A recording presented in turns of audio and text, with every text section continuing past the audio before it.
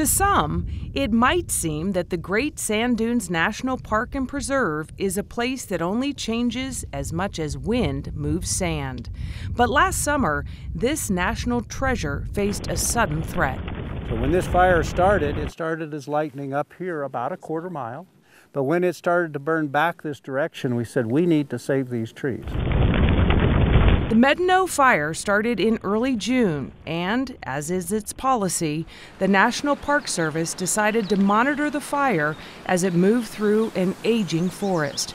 But it kept a very close eye on this grove of 500-year-old ponderosa pine trees. This grove was actually put on the National Register of Historic Places as a living history item. These trees are called culturally modified.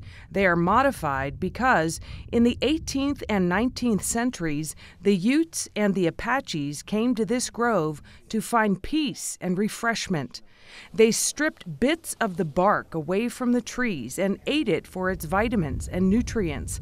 But they were always careful to keep the trees alive so they could return year after year. If you talk to any of the Utes and the Apaches who find this place significant, this is a close to their heart kind of place. Today, Native Americans still bring their families to this grove to stand where their ancestors did, in the shade of trees that provided nourishment for generations. Well, these are a way of touching their past. And so, when the Medaño fire threatened these trees, the National Park Service made a decision to protect them from damage. Firefighters came in to rake the duff, the dead matter, away from the base of the trees. They set back fires. The fire came close, but without ground fuel, it did not advance.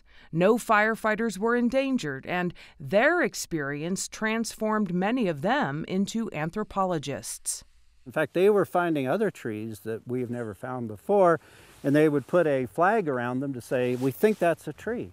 The fire actually died in early December after the first snowfall.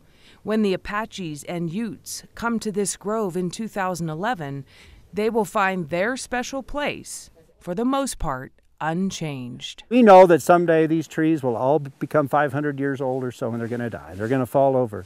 We just didn't want it to happen now. They'll go on to live and to provide that continuity to the past. That's a great achievement. Ladies and gentlemen, please join me in congratulating Art Hutchinson, Superintendent, and Fred Bunch, Chief of Resource Management, from the Great Sand Dunes National Park and Preserve, recipient of the 2011 State Honor Award from Colorado Preservation, Inc.